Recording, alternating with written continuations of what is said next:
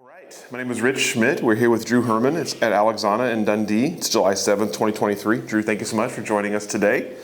First question is, why wine? That's a great question.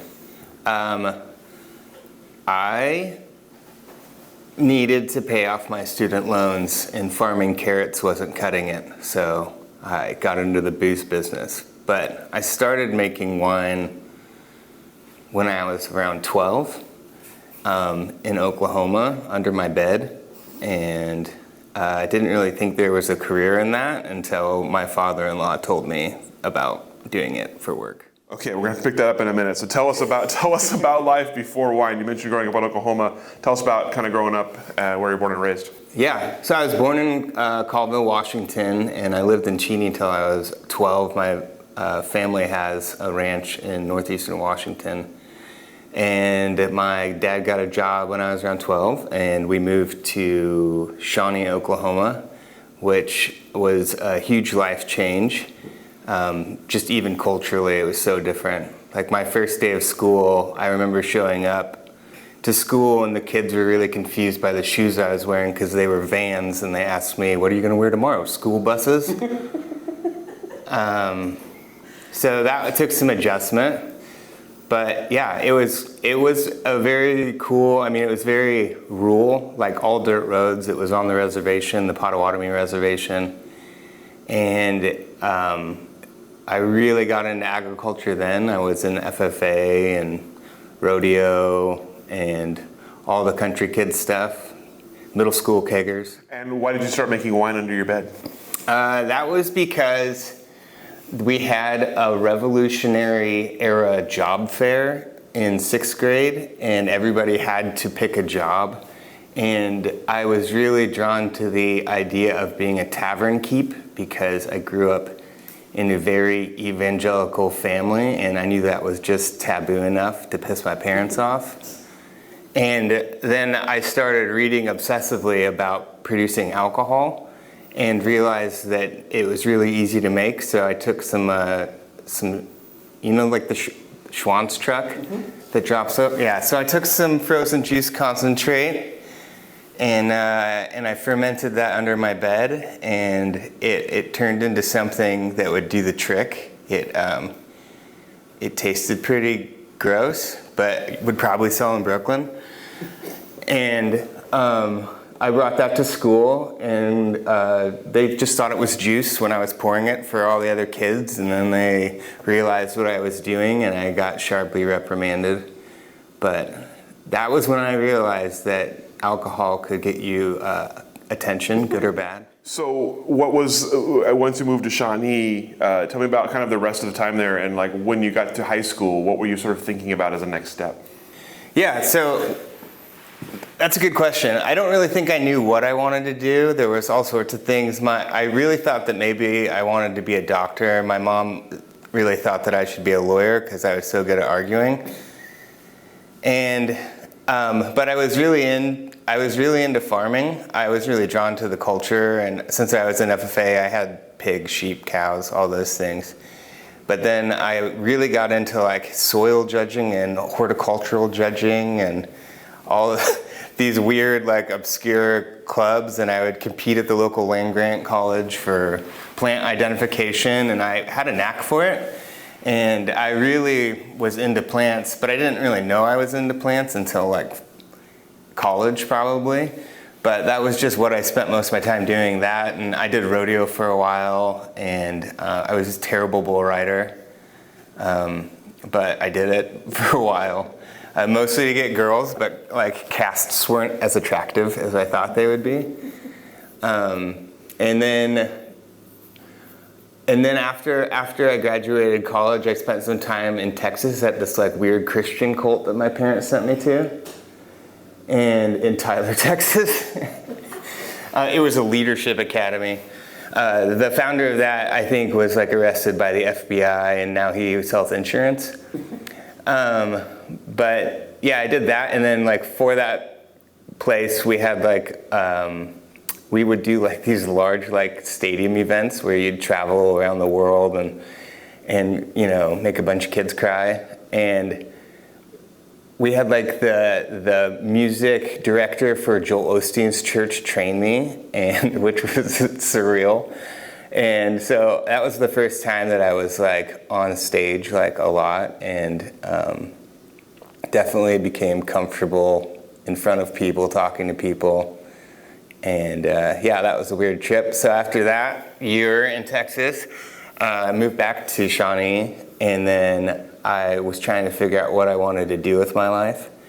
And so I decided that I did want to be a doctor, so I started off in community college because I thought that would be just a good way to get some easy credits. And after about 1 year at community college, the professors there strongly encouraged me to go to a real college. And so I got a job, and I got licensed as a CNA and worked in a nursing home to get some experience in the med field.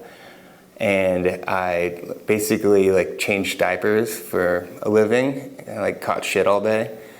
And went to college with, you know, a little medical background, and went into pre-med at University of Oklahoma, and did that it took me like 6 years to get through because I worked like 3 jobs the entire time. But around my junior year, I just changed my degrees up entirely because I got really into plants again. I started taking electives in botany, and I think I smoked weed for the first time, and that made me really like plants. And so then I started rethinking everything, and I was like, I don't want to be inside all day, man. So I started a little ag entrepreneur business in my basement.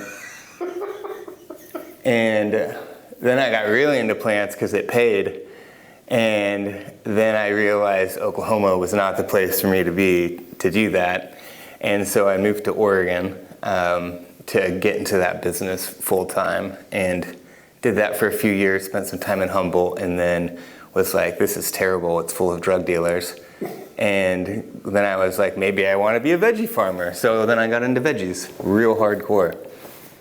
And worked at Zenger. They had a farming apprenticeship, Zenger Farms in Portland, Oregon. Did that for a year, met my wife there. And then we worked at Save Island Organics together, and that was pretty fun and low paying. And I had asked my my wife's father for permission to marry her because I'm from Oklahoma. And he was basically like, yeah, you can, but not if you stay farming veggies. Like, what if you guys have a kid? You know, you can't do any of that. And he was really into wine. And I had been brewing beer after I made wine as an adolescent. I think when I was like 18, a girlfriend at the time bought me like a beer brewing kit. So then I got really into brewing beer. And so I had been doing all that, but I had never thought about it as a career. And so he really strongly encouraged me to do it, to reach out, and I was like, I have no experience, because I think the outside observer thinks the bar for entry to wine is, you know, pretty hard. And I've said this before, but it's funny now that I'm in the business, like all you really need is like an English lit degree or something like that, because the bar is pretty low. We really just need bodies. You know, most of the training can happen in-house. And so I applied to like 5 places, and every one of them offered me a job. And I was like, whoa, this is crazy. And so I had my pick of people, and I decided to go with an older guy who had been around for 20-something years, Mike Halleck. He has Carabella Vineyards up on Pear Mountain. And he was really cool. The reason I wanted to work there is because I knew I'd be the only employee. And he was like, yeah, I'll teach you everything I know. And that's all I was really interested in. I just really wanted to know like every piece of the business. And so working there, I got to help him farm. I got to make all the wine, and then he sent me on national sales too. So, you know, 2 years in, I had years, like, you know, a decade of experience of just like all the different things I could do. I was doing event planning, running the tasting room, built the tasting room, you know. It was really cool experience, but I think that I wanted more. I was young, you know, and really hungry for more and more and more. And so I negotiated me going to New Zealand to work for a while. And I ended up at Amasfield Winery in Central Otago because of a contact I had there, Ben Lean. He's the assistant winemaker there currently and has his own wine label over there. But I had met him because Carabella's wine was made out of Union Wine Company. And he was an intern there, so he hooked me up with a job there, and that experience was pretty profound for me. Mostly because who I was working with there. Amasfield had a great winemaker on staff, but they also had a custom crush client. Prophet's Rock was made out of there at the time, and the consulting winemaker for Prophet's Rock was Francois Millet from de Vogüé in Burgundy. And it was a really cool experience to see Amasfield, the way they were making wine. They were farming organically, but they were also doing like 600 tons native ferment, mostly natural. And the custom crush guys were not even doing punch downs. They were just taking like 1 gallon watering can over the top once a day and just making wines in ways that, like, I had learned in Oregon is how you make, you know, high-end balsamic. And so it just fundamentally changed what I believed. And I think when I came back to Oregon, you know, I was very ready for change, and I was very ready to be like, hey, look what I learned. And I think as any business owner would do when the young guy comes in and wants to change anything up, they, like, you know, put the brakes on me. And I realized that rather than get bitter, it was probably just time to move on. And so since I was really into this idea of natural wine, there was a job for Division Wine Company assistant winemaker and Southeast Wine Collective manager. So I applied for that job and got it, and that was a really cool experience. It was an urban winery, and it was, you know, natural wine, and there was like, I feel like the first year there was like 12 custom crush clients out of this like car garage. We were doing like close to 200 tons in the middle of the city in this tiny building. Half the ferments are outside. And you had to be really creative to make the wine and to make it good. And there was several cool aspects of that job. One was just the people I was exposed to. Tom Monroe and Kate Norris are pretty well connected. So we had really cool people coming through the door, really cool winemakers, cool distributors, lots of riders. And we also had lots of varietals of fruit that I had never worked with before. I had pretty much only done Pinot Chardonnay, Pinot Gris, and some Chenin and Sauve in addition to those in New Zealand. But at Division, we worked with literally every variety that is grown around here and in Washington. And that was really cool. And they used a lot of, you know, fun ferment vessels, lots of concrete, lots of carbonic ferments, lots of things that are like, you know, ready by February to bottle and then pushed out the door. And that was a really cool experience because it was just kind of like this massive lab.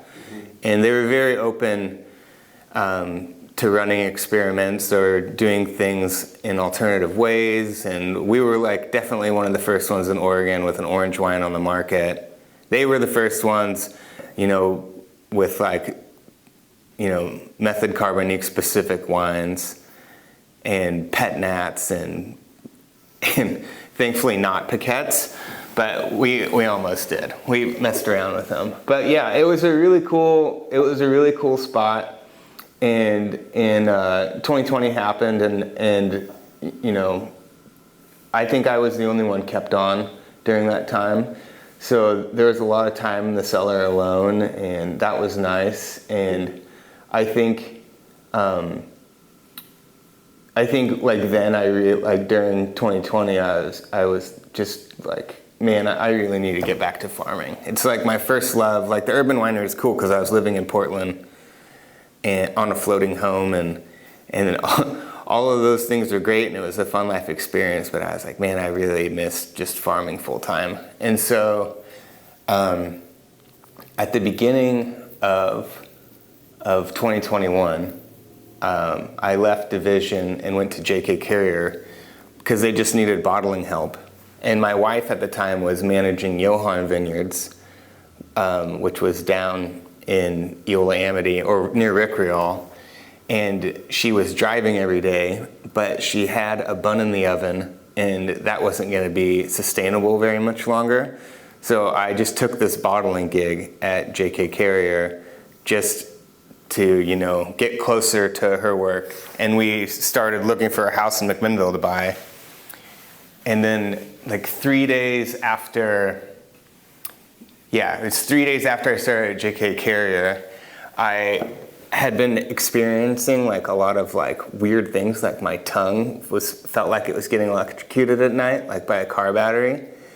And all these weird things were happening. And so I went to the doctor, and they were like, well, it's probably due to like head injuries sustained from wrestling and rodeo. And I was like, okay, that sucks. And they're like, we're gonna do a CAT scan on you. And they did a CAT scan on me. And within like 2 hours, they called me back. And I was like, that's not good. So they put me on waiting, and the music on the waiting line was dun dun dun dun dun dun dun dun, and I was like, oh, great. And they got on the phone, and they were like, Mr. Herman, I'm so glad you answered. Okay, I have terrible news, but it's the best news of terrible news. And I was like, what do you mean? They're like, you have the best kind of brain tumor you can have. And I was like, oh. And so my wife was 3 months out from having a baby. I was closing on a house. I had just started a new job, and I found out that I had to have like emergency surgery. And that was a lot it was definitely a lot for my wife too, because, you know, like her husband might be dying, and I'm like really good at disassociating, so I was pretty fine during most of it. But we were like, I was like, I'm never gonna financially recover from this. And Jim Prosser at JK Carrier really stepped in. He kept me on payroll so I could close the house even though I was out for like 3 months. He gave me just like a lump sum of cash. And then the Oregon wine industry did a huge fundraiser for me. And they basically paid off all of my medical bills, plus the bills that my wife Elise had from having a baby, and then all the medical bills for my baby Sai when he was born, which was incredible. It was something that I just didn't think like was possible, but like I definitely when all that happened, I was like, well, this is definitely a community worth like giving back to, because so much was given to me. And it was really interesting, like the people that just like came out of the woodwork to like help us out. It was truly incredible. But after that happened, right when I got back from surgery, because I was supposed to take like months off, but like 30 days later, I was like back in the saddle, which in retrospect was stupid, but it was just like, I didn't know how to sit still. I didn't want to sit still because I would have to like process feelings if I did, and nobody wants to do that. So I just went straight back to work, and when I was back at work, finished that farming season with Jim, and then that following winter he was like, hey, I would like it if you just took over the vineyard management position here. And which was really, really cool opportunity, because I mean, I definitely was qualified for it, but not like, not a huge self-promoter for things that are good for me. If it's something that makes me look like a terrible piece of shit, I'm usually lean into it pretty hard, but not good things. So he really pushed me to do that, and so I did. And he gave me a lot of free rein, but he was also, the way he works is he likes to go over every possible scenario. So if you have an idea, he wants like you to prove it to him, which it was terribly frustrating, but also like really good for me because it made me like have to put all my thoughts and ideas on paper, and it was awesome. And within a single season of smart farming and smart foliar applications, we increased yield and had much healthier plants. And he was really into this style of farming that I brought to him. And it was a style that was pretty influenced by my previous farming experiences in vegetables and soil health and cannabis and all of those things, because I've always believed that like everything you need is there already, and that farming with jugs of brought in products is like probably not sustainable in the long term. And he really let me just try these ideas that I was totally sold out to and believed in. And he said to me, even when I was leaving to come here, he said, what you really brought to this place was proof of concept. And that was what Alexana was really interested in, is they want to take this site and all their sites organic. And beyond that, like do more than just be sustainable, because sustainable is cool, but that just means like sustaining status quo. And they really wanted to be pushing farming, like push the idea of soil health and site health and employee health to the forefront of the portfolio. And they've given me an opportunity to come here and switch all that up, which is pretty awesome. And that's why I'm here. We've heard a lot of interesting stories. That's pretty high up there on the interesting story list. Before I go on into wine, I feel like I'd be remiss if I didn't talk a little bit more about your time in Texas with the Christian cult. I feel like we need at least like one good story or something from your time there. Okay, so when I started there... And why were you there? Because I'm a bad boy. So I grew up very like backcountry evangelical. I think that it's not that weird for where I grew up. Where I grew up was like the belt buckle of the Bible Belt, and there's this weird mix of like Christianity there, and then also like spiritualism. And so it's like I grew up kind of like, Mom, I'm sorry, in like voodoo Christianity. And that was just the way it was, like a lot of like tongue talking, a lot of traveling preachers coming in that could see demons and angels, and of course they saw a demon on me, those sort of like situations. And so like we were those regions are heavily marketed to by, how do I say this in a PC way, predacious pastors. That wasn't very PC. Total bastards is what I mean. And those guys would come through. So there's this guy in Texas that started this big Christian leadership academy that was a total cult. But he sold this idea that like if you sent your kids to him, he would turn them into like leaders for God. And the place was very heavily politically influenced. Like he was Bush's advisor to youth council at the time. And this was like back when Texas politics was like in control of the nation. Like they would like put us on buses to take us to the voting booths, and make sure that we were voting for God, kind of situation. And so I got sent there to become a good leader. And after I was there for like, it was crazy rules, like no dating, no secular music, no secular movies, secular's bad. So it was very, very brainwashy. And I, like, naturally as a person am slightly rebellious. And also I had grown up kind of that way, so it was very easy for me to, like, follow the rules while still, like, living my own life.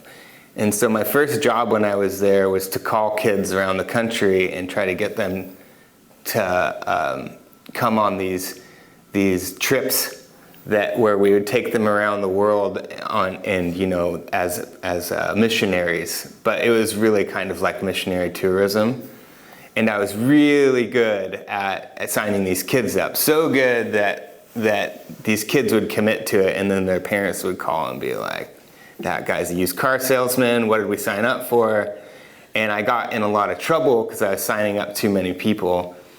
And I was like, well, this is terrible. But at the same time, the person that was in charge of music for this place quit and wrote a letter to the top dog that was like, Drew is the person that should take over this position. Because I grew up in a very musical family, and this person had seen me, perform several times, and they were like, Drew should take over, which was great timing because that person in that job had far less rules than anybody else. And so it kept me there for a year, and I got, a lot of like really good production experience for like music. Like, I learned all the equipment, and I think something crazy like 75% of all music equipment sales in the US is churches buying them. And so I was like using top end gear that was like, like millions of dollars worth of stuff. And I had a band, and we practiced every day, and I didn't have to like wake up at 6 and run with the other people because I was allowed to have coffee and write songs. And so I did that for a year, and then graduated. And when I graduated from there, they gave me an award, Bachelor to the Rapture, which I still have. My wife loves it. And anyway, I came back to Oklahoma, and that's when I went to school. And then I got a science degree, and it was kind of hard to like have a science degree and then still like be sold out to that culture. And so I quickly became very less religious, and instead I became a bartender. And that was kind of like my big intro into the alcohol industry. And I remember when I was in college, I was like, God, man, perfect job. One day I hope I can become a beer rep. That'd be so sick. And now that sounds like the worst job in the world. Anyway, that was a long way to tell that time in Texas, but I feel like there's so much more there. yeah, there's so much. We could actually talk about it. I've actually been interviewed about that for sure. It's crazy. I can only imagine. That was one of the songs we sang.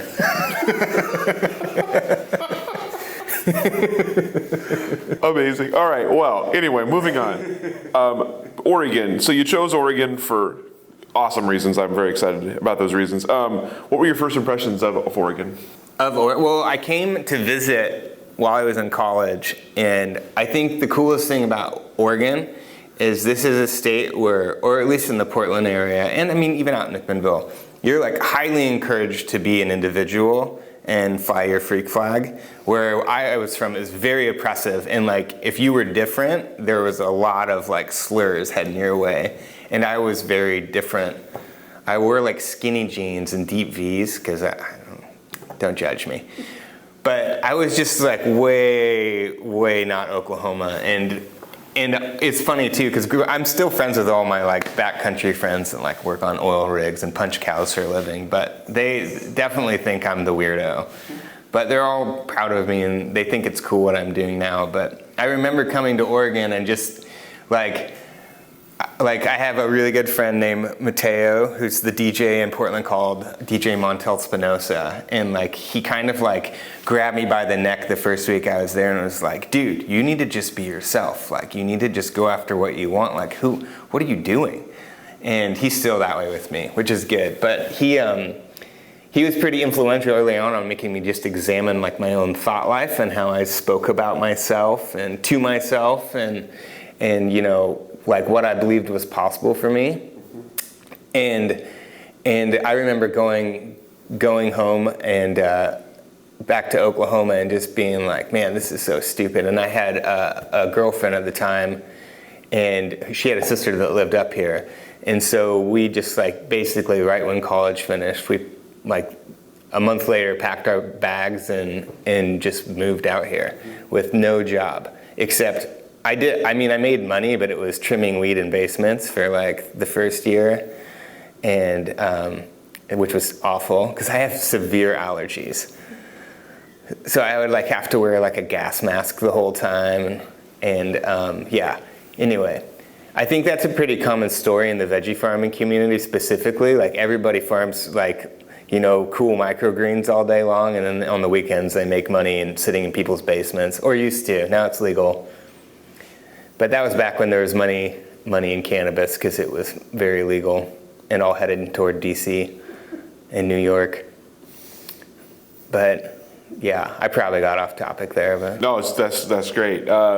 So when your father-in-law mentioned wine and being into wine, and what were your sort of thoughts of wine at that time, interest in wine, and what were your kind of initial impressions as you got into the industry? I remember being like, I feel like this is a good time to use an expletive. I think I remember looking at the industry and just being like, fuck monocrops. Like, I was like, that's terrible for the environment. Like, absolutely not. And then I came around to the idea. And I think that I still have that in me, which is probably why I pursue the idea of no-till and diverse cover crops, multi-species cover crops, and sheep on vineyards. And I think that all of that is influenced by my time farming things that, weren't monocrops. Because in a veggie system, we might, here we harvest once a year. In a veggie system, we harvest once a week. You might have up to 100 different crops within one season. And lots of crop rotation, lots of really smart planning of what's planted next to avoid certain, pressures of whether it's some phylums or aphids or whatever. And it takes a lot of brain power to farm veggies, but it is definitely not as lucrative and as wine is. Grapes, there's no money in just grapes alone, but wine, that value added part of it is crucial. And I think while I was at Carabella, I was really pushing Mike to go no-till, and he had already been experimenting with native cover crops. He's one of the first guys I know that was, but he was trying to bring back, his wife was really into restoration ecology and stuff like that. So they were doing a lot of like oak savanna restoration on small scale and native cover crop restoration. And I was really into pushing that idea. And he was really open to it too, as long as it made sense financially, because he sold most of his fruit. So he just needed to not come in under on farming. And in that system, he was able to, I know a lot of farmers, and I think he's always been pretty proud of the fact that he has a profitable grape farming business, which is hard to do, to come in the black every year. But yeah. And then at J.K. Carrier, that was the second opportunity I got to really dig into native cover crops, running sheep, not spraying only fungicides, but addressing plant nutrition and doing sap analysis, and trying to make healthy crops through good nutrition rather than, just spraying sides. The idea of pesticides, insecticides, whatever, the whole idea of going out there and removing competition, I feel like it doesn't matter whether it's farming or in society, but the idea of erasure always has massive consequences. And so I think I've always really been sold out to this idea of inclusivity, like in farming as well as society. And that's kind of the way that I approach things now. It's like not just killing things, because that doesn't do anything. You're just extending the problem, pushing it off to the future, and always keeping that at bay. And I think that it was really cool at JK Carrier that we started experimenting more with just, life instead of death as a farming model, and finding out that it really does work. And I'm not the only one doing this. Like, this is obviously, many people are tackling this problem in the valley, like Dan Rinke, Mimi Castile, several people. Rob Schultz from Lemelson. At the time when you started at Carabella, especially, what you saw, what did you sort of think about the state of Oregon viticulture at that time? Oh, it was like, I think Like I told you, my perspective was pretty rebellious, from the beginning, and I think that back then I viewed it kind of how all the grape growers here view hazelnut farms. I would drive by vineyards that were clean tilled, and I was like, "That's a beautiful parking lot with grapes planted in it." I was pretty negative about it. I understand now that every site needs to be farmed differently, and we have lots of tools in the toolbox, and just removing tools isn't going to make you a better mechanic. Learning how to use them when you need them is what makes a good mechanic. And I think that my perspective has changed. I'm not so dogmatic, but I definitely have severe preferences. I would prefer that everything was, no-till and dry farmed and low pesticide use and high nutrition, and I definitely would prefer that. But I also understand that that every site is very specific, and you have to tackle things. That's also the politician in me being nice. But. We found the politician. Tony, you mentioned time in New Zealand as being kind of a transformative time. What opened your eyes there that you hadn't seen already in Oregon? I think that I hadn't the places. So I was lucky at when I was at Carabella. I said we made it out of Union Wine Company. So Union Wine Company, I love everyone there. Very smart heads, but they definitely were more conventional in their approach to wine, and for obvious reasons. But there was a much smaller producer making his wine out of the space who was doing things that I was told was impossible. And I'm a very avid reader, so I read every book I can on wine and farming, and that's kind of how I procrastinate. And so, but at the time, Andrew Beckham was making his wine there, and it was when he was throwing his first clay pots and making wine in them and experimenting with native fermentation. And I was seeing that he was having successful results in pursuing these things that were impossible and that were definitely not encouraged by university programs and, the pros. And so that made me really, really interested to head to New Zealand to learn that. So when I headed to New Zealand, I was seeing, large-scale vineyards farmed organically with sheep and guinea hens and ducks. And then when they bring it in the cellar, seeing them not use any yeast of any kind and only adding nutrition depending on how low the juice panel was. In Oregon, if it's below 150, people freak out and they feed it. And in New Zealand, they're like, well, you don't need to feed it. Yana is not necessarily the determining factor. It could be something like low B vitamins or folic acids and things like that. That could be the limiting nutrient in this ferment. And so it's just a different way of thinking it, because I think in conventional winemaking, you just look at one or two numbers and then you adjust those things. Those things are always YANs, and it's always TA, or pH, or bricks. Those are the things you adjust, and that's basically it. And in New Zealand, they would do micro adjustments to specific things, or nothing at all. That was the really interesting thing about working in the same building as Paul Pujol from Prophet's Rock and Francois. Is they didn't touch their ferments. They were like, well, we think the biggest problem with Pinot producers is over extraction. And I had never really even heard that term before, over extraction in Pinot, because the big fight was to get extraction, right?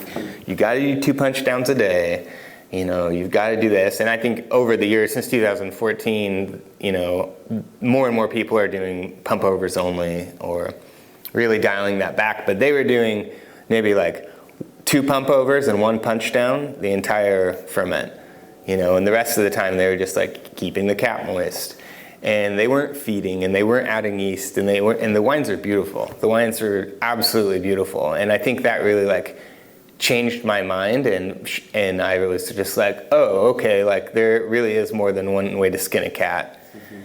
Mm-hmm.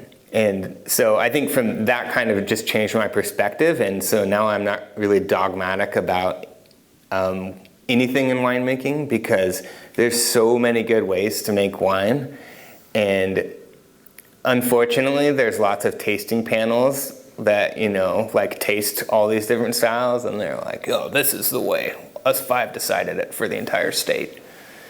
So I think that really changed my perspective. I really love winemaking. I love farming more, but like I love winemaking, especially during harvest. I hate bottling. Every time that it's time to bottle, I think about just leaving the country. It is probably the worst thing that's ever been invented. I really want that on record. We have a good little pregnant pause here so we can let it really sink in. When it comes to winemaking, so obviously you eventually you end up at Division in Southeast, a whole different world from the Valley. So tell me about getting into that side of winemaking and of the kind of the Tetrasification of winemaking at that facility. Oh yeah, that was, so it was like making wine on top of wine on top of wine. We had to flip so many fermenters, and we ran out of space because we were so tiny. So I had to learn how to ferment effectively outside. You'd be doing punch downs on the sidewalk, and there'd just be tons of people walking by. It was really one of the coolest things about that job is like I got very MacGyver at making wine, and I realized that you don't need anything except grapes in a container. That's really all you need. And then there's, you taste it every day and you make adjustments based on that. Like you don't ever stick to a recipe because in that environment you just simply couldn't stick to a recipe. And so we learned lots of cool ways to make wine, like lots of ways to deal with reduction that weren't copper, lots of ways to get oxygen into a white wine without, going over. And that was when I first started experimenting. Well, I did a little bit at Carabella, but that was when I really started experimenting with like black Chardonnay or like hyperoxidizing white wines, pre-ferment, things like that to make a really clean, beautiful wine. And it was almost all because of necessity. And they're in a new facility now, which I think everybody should check out, down on water. And they have a lot more control over what they can do now, but that's now. Like when I was there, it was very much like, oh my God, we have 50 tons coming in today. There's no place to put that. I mean, there was times where they would have fermenting macros stacked on top of each other, and and 11 very angry clients. Well, actually, that prompts another question. Handling that kind of atmosphere with all the different people, with all their different expectations in that space, and you kind of in the middle of all of it, how did you sort of carve out your role and try to make everybody happy? Well, I said earlier I'm really good at disassociating, so I just completely removed my feelings and just handled it every day. That was kind of like the only way to approach it. But the thing is there was a lot of really cool people making wine there, but not a lot of them knew a lot about wine, but actual day-to-day production didn't. And so their expectations were often like outsized to the facility. And so it was mostly just, the job was mostly just like getting people to realize where they were, what we were capable of, And the funny thing is, anybody that's ever worked in a custom crush facility, if you get Brett in your ferment, it's definitely not because of your choices, it's because of that other guy. And so it was a lot of being like, yes, okay, I hear you, and no.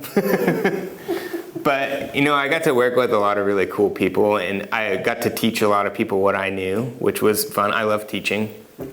And that was what I spent, I think, most of my time doing, was teaching people how to do things like set a pump up, things like that. And so it was fun. It was really fun to help people grow their skills. And and the really cool thing is if a lot of times we would get the same fruit in for all of the clients, and you'd see them handle it 5 different ways. And so to me, I always viewed it as a great experiment. You'd see the same macro with the same fruit, run 5 different ways, and you got to taste the consequences of those choices. And I thought that was invaluable. And I always encouraged that sort of diversification. I would never tell people, oh, you're going to do this wrong or you're going to do that wrong. I'd always be like, let's watch this play out. That's amazing. So along the way, you're obviously, you're starting to develop kind of your farming philosophy, your vineyard philosophy. Tell me about your winemaking style at the time.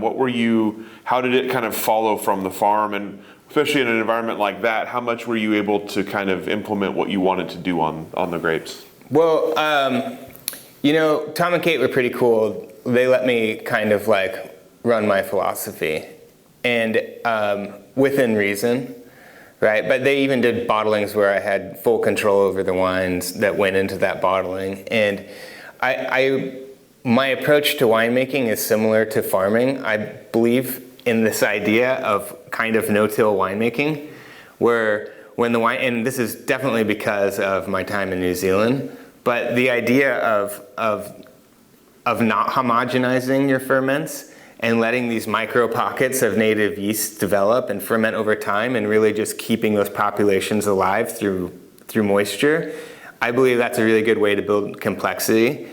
And I'm not afraid of oxygen in wine. Like when there's EA creeping up in a ferment before primary takes off, I'm like, awesome, those are great precursors to fruity esters. And I don't hit it with sulfur, or I'm not worried about that. And if there's a little bit of reduction in a ferment, I don't get scared. I am like, great, that's gonna definitely last 18 months in barrel, no problem. I won't have to worry about aldehydes building or anything. So I look at those things very differently. I'm not scared of faults. I definitely want the wine to be really delicious at the end. So at the end, if it has those faults, like that was obviously a bad choice. But a lot of those things just change over time in barrel. And so I definitely trust that process. And I've seen it play out in really good ways. I've also seen it play out in really bad ways. So I know that you can't just blindly be like, don't do anything, because that is a terrible philosophy. But I definitely am not like hyper vigilant about things. I believe in it's not me. It's what's his name? Something Smith, Charles Smith. No, whatever. The guy that invented wine secrets, reverse osmosis, and all that stuff.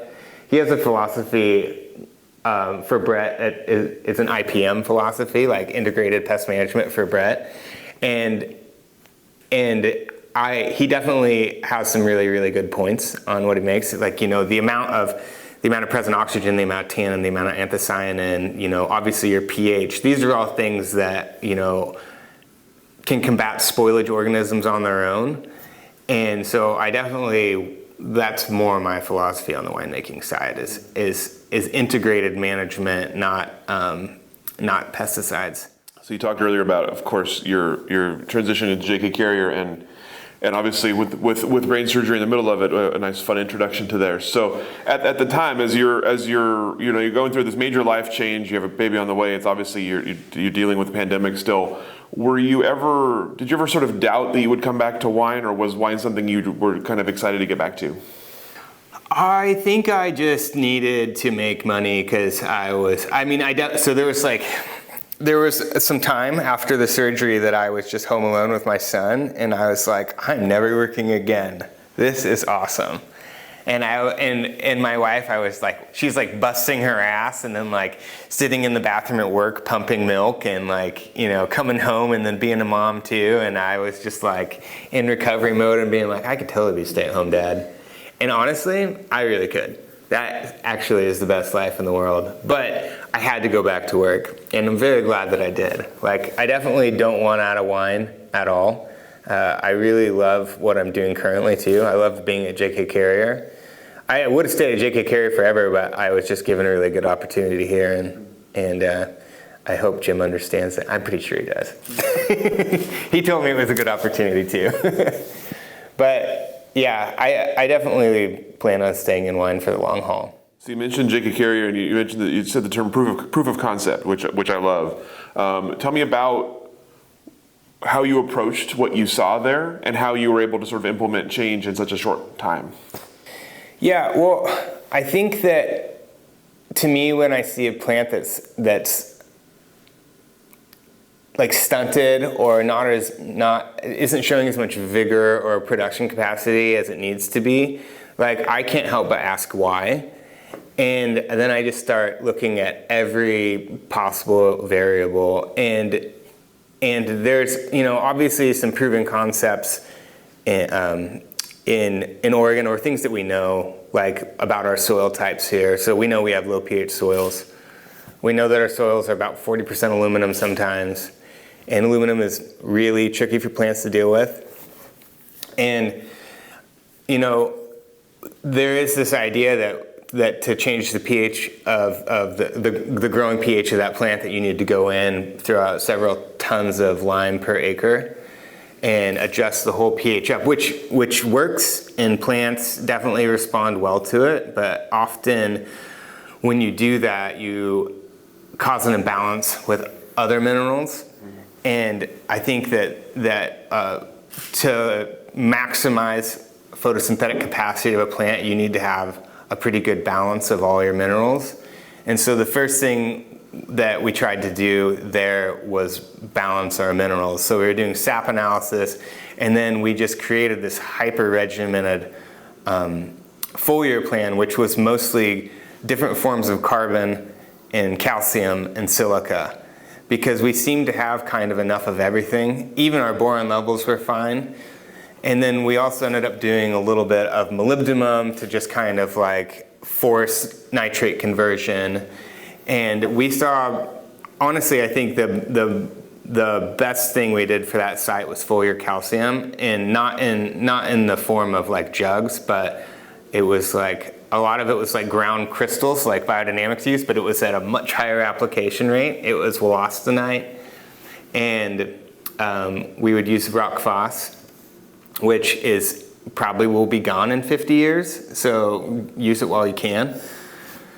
But we were really focused on that, and we were focused on getting carbon into plant, because what a plant does all day long is it spends all of its time making carbon and then tying it up into the form of sugars, and then it sends that throughout the plant for reproductive purposes, of whether it's tissue growth, fruit growth, whatever, and then it sends whatever's left over to the roots to feed microbes. Or trades it to those microbes, and those microbes in exchange, it's not like a direct currency exchange, but their exudates are the minerals that they mine for, which might be something that's hard for plants to get, like zinc or copper, or things that often show up low on our tissue testing here. In high soil organic matter environments where there's plenty of microbiology, you just don't have those issues. But the way that we currently tackle farming does everything to remove soil organic matter and kill microbiology of the soil. And so the entire focus at JK Carrier was like, yeah, the vines are fine. Our foliar system, we will address the photosynthetic capacity of those plants that way, and then we will focus on building soil organic matter. But it doesn't matter how much compost you put out there. A grapevine is going to put so much more carbon in the soil than the amount of compost you can put out in a season. So it really is addressing both of those things. So yeah, that was the idea there. Like, give the plant everything it needs to synthesize these proteins and carbon, and then make sure that it doesn't have anything stopping the breakdown of those proteins when necessary, and you know, the ability of translocation of carbon out of the leaves and into the soil. And a lot of that was just, we were really blocked up by aluminum, and it seemed that, well, we have tissue and sap analysis to show that. It really seemed like our foliar program was really helping that, specifically silica. Really seemed to bring that aluminum down to like 3 parts per million, where when the first time we tested it was at like 100. Which was definitely causing short shoots and things like that. And the minute we started working on that foliar program, we had no short shoots, or not no, but it went from 60% short shoots to like 15% short shoots across the entire vineyard. And the yield was up too, and yeah. So that's definitely, like, I feel like in these regenerative systems or these organic systems, like just using organic fungicides is not organic farming, and it's not going to yield the results you want. It's just a different poison. And so the idea to me is when you go out there and you're farming organically, you're actively managing the nutrition of the plants. What's different about grapevines than other things that you farmed? They are a little more high touch. Well, I say that, but veggies or cannabis is really high touch, like really, really high touch. Honestly, this might make people mad, but grape farming is so much easier than anything else, besides maybe cereal crops. It is like the gentleman's crop for a reason. The only reason that farming grapes is hard is trellis systems. Otherwise, it would be very, very simple. But our trellis systems here, VSP, is really high touch. And so we have to move it a lot. But if we, farmed pergola method or bush vines, it would be much, much less high touch and would make a lot more sense financially. So you mentioned getting a good opportunity here at Alexana. You kind of touched on what sort of the goal is here. So tell me about your first few months on the job.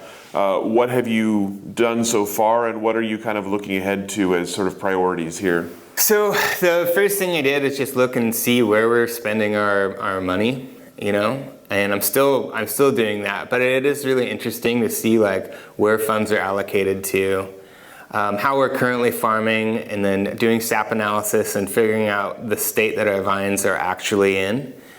We're still running the farming program that was written at the beginning of the season.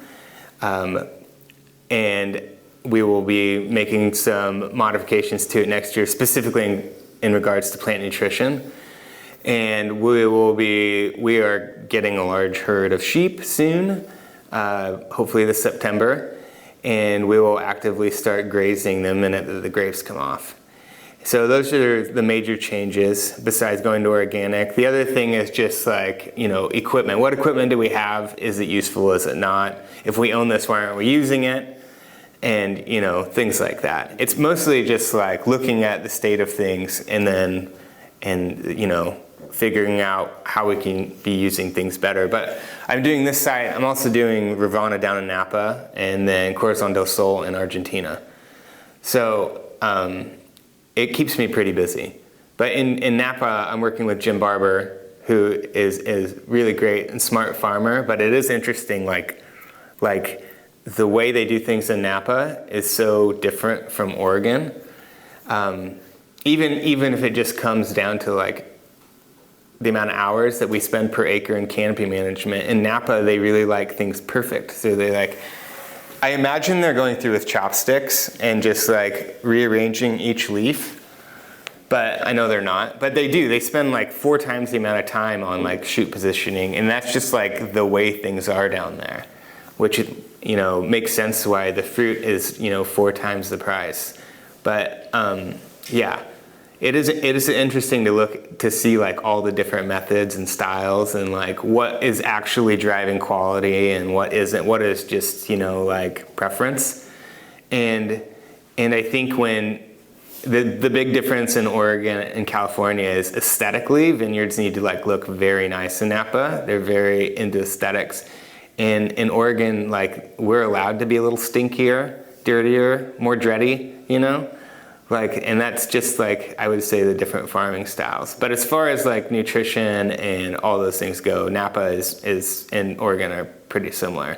It's mostly just like vineyard aesthetics is the big difference between the two places. Before we talk about working on those properties as well, what has been kind of your overall impression of the vineyards here as you're trying to transition into the next stage of farming, and what kind of timeline are you looking at for like getting them where you want them to be? I would say they're in pretty good health. I mean, this is a really cool site. I actually got to work on it back when I worked for Results Partners, which I probably haven't mentioned yet, but I worked for Results Partners in 2014 concurrently while I was working with Carabella, and so I got to work on this site, installing drain tile and a few other special projects here and there. And I've always loved this site. It's got 18 different soil types, which is insane. I've never worked on a place that had more than 4. But here you can like walk 10 yards and like you're in completely different soil types, which is really interesting from like, an analysis standpoint. Like luckily we have like we have like LiDAR, or we have drones fly over, and we can like look at water stress, photosynthesis, nitrogen load. We can look on that, an overview, but like on a site like this, you can't just be like, okay, in this block, we're gonna do this because that's what this block needs, because that block might have 6 or 7 different soil types, which are all responding differently to the nutrient application that you're doing. So to me, I find that fascinating, because it really means that anything that I'm dogmatic about is probably bullshit. So I really have to like take a step back and like look at that and be like, okay, what is like the general consensus? So like if I get a tissue sample on something here or a sap analysis, it might say that like we're low in like these 50 different things. And then if I look at them differently as ratios to each other, it might be that we're just low on one thing across the board, which is impeding the uptake of everything else. So you definitely can't just look at like a bar graph and be like, oh yeah, we're low in copper across the board, because it might not be copper. It might be that, that section of the hill is like super low in potassium, or super low in just calcium, or organic matter. So that's what's cool about this side, is that you can really dig in to the data here and like come up with some really interesting, ideas of what's going on. And there's also just tons of different varietals here. So I would say overall the vineyard's in pretty good health. Our yield could be much better, for sure. And we just planted another vineyard right over the hill, Kinney Ranch, which is next door to 2 barns and kind of kitty corner to us here. And that's also different soil types from this place. And so it is really interesting. I'm going to work on like 27 different soil types, I feel like, just on these 2 sites. And that's a cool experience. I'm pretty much only have ever done Nikaya, Jory, and Somme, and a little bit of Wetzel and some Willackenzie. So to me, this is really cool, just to see like, how vines in different pockets of the same block respond. So you mentioned obviously Dr. Revana's other 2 properties in Napa and in Argentina. Tell me about getting to know those and how you're going to sort of balance your time and work across them. Sure. Well, my first day of work when I started here, was flying to Napa and hanging out with the doc for a week and going through the vines there and meeting our Jim Barber and all of those guys down there. And that was really interesting and fun and cool. And I had never really worked in a Napa vineyard before, and it was pretty incredible to like see Napa from the farming side of it and not like the tasting side. And I think that down there, since we have really good partners down there, it's interesting. They don't really do any sort of analysis in Napa. Jim doesn't even do crop estimates, because he's been doing it for 30 years. He can walk out in a vineyard and be like, 4 tons. Like, he just can. He's been doing it 30 years. So it is interesting. But, down in, I think the difference between California and here is in California, most of the vineyard management companies or large companies, they're not writing their own spray programs or anything like that. They're using, the personal crop advisor from the fertilizer company. And so, it's definitely a consultant model for everything in California. You have your consulting winemaker, your consulting vineyard manager, your consulting crop advisor. It's lots of consultants. Where in Oregon, you are all of those things for yourself. I mean, there are definitely consultants up here, but like it's very different from that perspective. So it is really interesting when I went down there to find out that like there wasn't one person in charge of everything. There was, one advisor for everything. So that was the big difference down there, and I think what we're trying to do in-house for the Revana portfolio is try to move a lot of that work, under our own umbrella. And I think that economically that will make sense for us too. But we're very happy with everybody we have, in case you see this. So we wait till the end of the interview to ask. Yeah. And Corazon del Sol, obviously a new spot for you as well. I haven't even been there yet. What is your role going to be with that? I am the director of viticulture for the whole thing, so I will probably be going down there after Thanksgiving and just taking a look, seeing what we're doing down there. Wildly different farming. It's the Uco Valley. It's desert floor, surrounded by the Andes. It's incredible looking down there. The vineyard is right next to this old dry riverbed. Super, super rocky, like Chateauneuf-du-Pape style, big boulders, or like the Rocks District. It's kind of how the vineyard looks, and it's a mix of VSP and bush vines. We have crazy things. Well, I think Dr. Revana was the first person to plant Grenache down there. And so we have Grenache, Mourvedre, Syrah, some Cab, Merlot, and very, very harsh, like farming climate. And so I'm really excited to work with that because for multiple reasons. But what's really cool about down there is because you're in that harsh environment, you're doing everything you can to fight ripening, right? Which in Oregon, typically you're doing everything you can to make sure that you get good ripening. And then Napa's somewhere in the middle, where it's going to get ripe no matter what, but can you speed it up or slow it down? And so it's kind of fun because up here we're definitely going to be leaf pulling, and then down in the Uco Valley or Napa, leaf pulling might be a really bad idea because you're going to get all the color you need, you're going to get everything that you need out of it, but you might be making choices on slowing down ripening, and that might be something as simple as not tilling so that the vineyard floor stays much cooler. And the warmer the soil is, the quicker your ripening will be. And so then you're in a place like Uco Valley where nothing's going to be growing on the floor anyway. It's just going to be boulders. So how do you cool that soil? So there's going to be some interesting challenges in making sure that these plants have a long, even, slow ripening, and then also just addressing the fact that they're on the desert floor.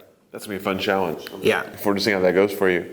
Obviously, with your new role, you're managing people, and you're managing people kind of throughout an organization in 3 different places. So tell me about that, sort of management and team building style. How has it gone so far, and what are your kind of thoughts on the future? I think it's gone good. I'm definitely I believe that if people want to make you proud because you've worked hard to make sure that they have a good life, that they'll work harder for you, and that if people are afraid of you, that they're going to work just hard enough to not get yelled at.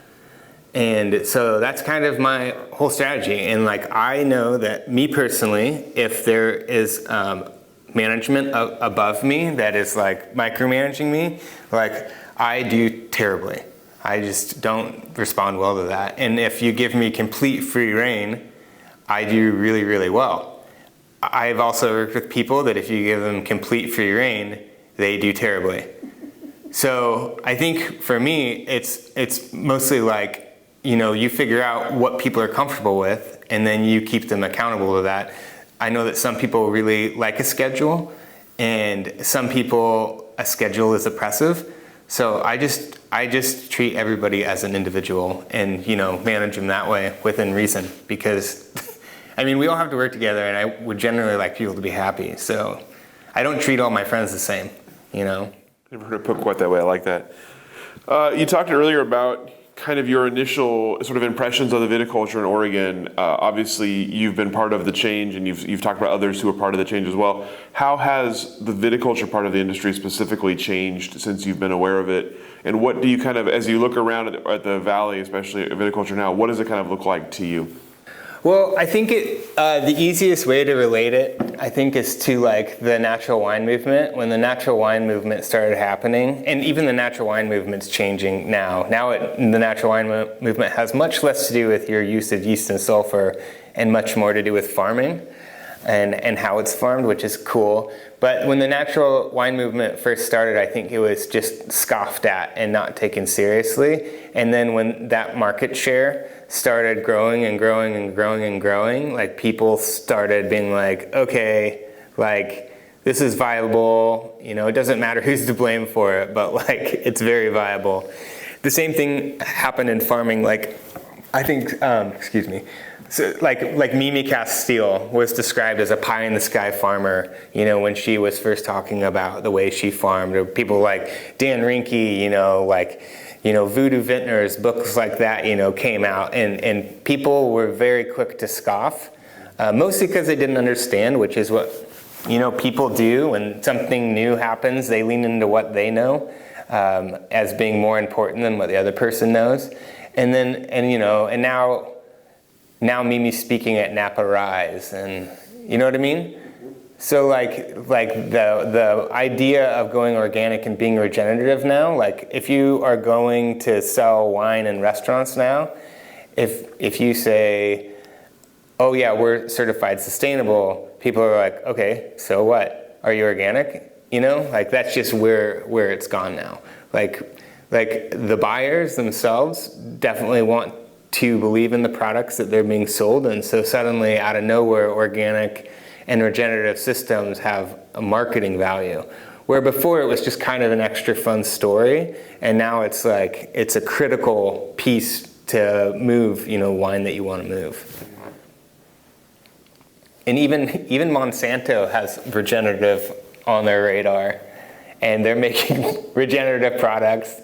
Cargill is too, like all Bayer, obviously they own Monsanto, but if you look up Bayer regenerative, there's all these websites now about how Bayer is regenerative and focused on regenerative, systems. And so it's definitely like, I would say that the terminology is going to be co-opted, just like organic was co-opted, just like sustainable was co-opted. I can't wait for the next term. I'll figure it out, hopefully before other people, but... Yeah, you should probably trademark it as. Yeah. Well, with that said, that's a lot of change in a fairly short amount of time. Yeah. Where is it going next? What's sort of the future for the industry, specifically viticulture? So I think like total system design is going to be the next big change. Like I said, VSP is time consuming, but it's also not necessarily the best for plant health. Like multi-cropping systems, like I think sheep should become standard, but I think in the next 15 years, you're gonna see it much more widely adopted. It's funny because people are like, wow, this new system, but if you look at the history of viticulture, like there's a long time where they didn't have mower decks and Kubotas. So like grazing is an obvious part of any sort of orchard or berry system. And so I think you're going to just see so much more of that, and it being much more widely adopted. And hopefully it will be more like third-party systems where, I don't think everybody can have sheep, but the availability of good third-party grazers to come in, I think you're going to see a lot more of that, and I think that space is competitive. And I think we'll see that, and I think we'll see a lot more automation in vineyards, and I think that should be widely adopted. I think that we should see much more electric, remotely controlled tractor work for multiple reasons. If we're going to continue to spray things, like getting a human out of that driver's seat should be a priority. Because those are things that that's my big beef with these systemics that are known carcinogens or mutagenic. Yes, they're much cheaper than organic systems, but you're not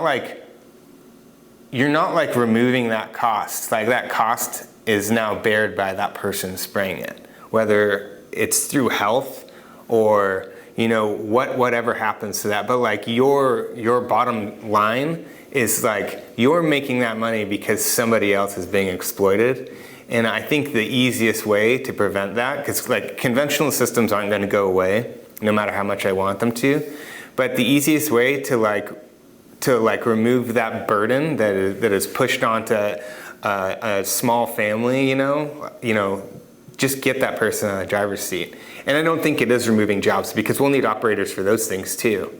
Yeah, you might be able to run it from your phone, but somebody's got to work on it. Somebody's got to have that phone, And I think that is the future of especially perennial systems, is more remote controlled, more AI, more drones, more analysis, that is done remotely. Like I would say that like we're not that far out from crop estimates being done completely with cameras and not interns wandering the field. So I don't know, that's where I think it's going. I think that in the long run that will be much more equitable for people and the planet. What about your future in the industry? Obviously, you're brand new in this role. What are you looking ahead to? What are some accomplishments you'd maybe like to have? I think within the next 2 years, I'd like to be president of the Oregon Wine Board. No, I don't know. I honestly don't know. I really want my own farm and my own space, but that takes time, and I'm a few $1 million short from that goal right now. And I farm my own vineyard on the side, and I'm definitely experimenting more on that site than anywhere else because like I'm the one that bears the consequences of it. And it is funny what you find out when you run hilarious experiments. Some of it's insane. Like this vineyard is a pretty low pressure site, and so we decided to not spray it, on a 7-day schedule and be organic, and we didn't have any powdery mildew. It got sprayed just a few times last season, and they're old vines, so they're definitely more able to deal with disease pressure, I think. But it is interesting to like test these dogmatic truths that the industry have, and then just giggle about how hilariously untrue they are. Or test things that you believe to be true and find out that you are hilariously uneducated on that subject. So I definitely want my own place to play. I have a lot of ideas and a lot of things I want to do. And for the time being, everybody but me is going to benefit from those. And I would like to be the sole beneficiary of my ideas eventually. Would that include making wine too? Oh, absolutely. Yeah. What about sort of outside of wine? Anything else in your life that you're looking ahead to? Goals, accomplishments? Yeah. I'd like to have another kid so that my child doesn't have only child syndrome. We take offense at that. I'm one of 5 boys, so which is probably why I got into wrestling. But I have lots of goals, but one funny thing about my personality is what I'm passionate about changes like bi-weekly.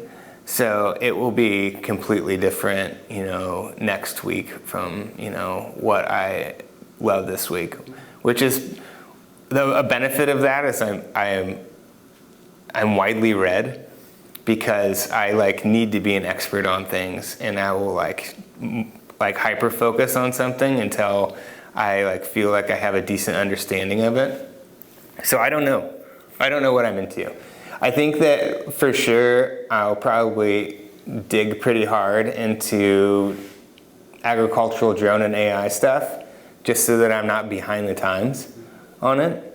And that equipment's coming. We're actually looking at getting a Monarch for the Napa property. And so that'll be fun to rip that thing apart. I really want to do spray drones, but they spray 2.5 gallons an acre, which is not necessarily enough for organic systems. It's really good for systemics or herbicides or maybe light foliar applications. But I'm looking forward to digging into those systems. What else? I'd like to be a better partner and father. That's probably my biggest priority. And go on vacation more. Yeah. Those things definitely correlate. Yeah. Last question then for you. If someone were to approach you for advice or words of wisdom on getting into the Oregon wine industry in some way, what would you tell them? Apply. Just apply. There's plenty of points of entry. Absolutely. We need people in all positions and be patient. A lot of people like to skip steps and go to the top, which is nice, but I didn't skip steps, and I was very intentional about the places that I went and the choices that I made because I really wanted to know, all all aspects of this business. And I think that because of that, I'm a valuable hire for somebody. And I would say just take any job that you feel like might help further your career goals, whether it's working for an old man farmer winemaker or it's working for somewhere major, because I have friends that they never want their own space. And every choice I've made has been to enable me to one day have my own space. And I have friends that is a nightmare to them. And, to make a career out of it, then it might not be a small winery that you're looking at working at. It might be something larger with more upward mobility, something more corporate. So just really be realistic about what you want to do and end goal. If you want to get into national sales, join somewhere that has a really good national sales team. You can go to a small business that flies out a few times a year, or you can go to a place that has really well-established sales networks and is talking about COGS all day long. It just really and you may not know what it is that you want to get into, and so just try it out. A lot of people want to get into wine because it sounds really awesome, and then they find out it's a blue-collar job that pays blue-collar wages, and then they're quickly out. So just know that up front. It's a passion job, for sure. It's because it's what you want to do. Excellent. That's all the questions that I have for you. Anything I didn't ask that I should have? Anything we didn't cover? I don't think so. Excellent. Well, thank you so much. Appreciate your time and your stories and your candor, of course. And we'll go ahead and let you off the hook. Thanks. Thank you.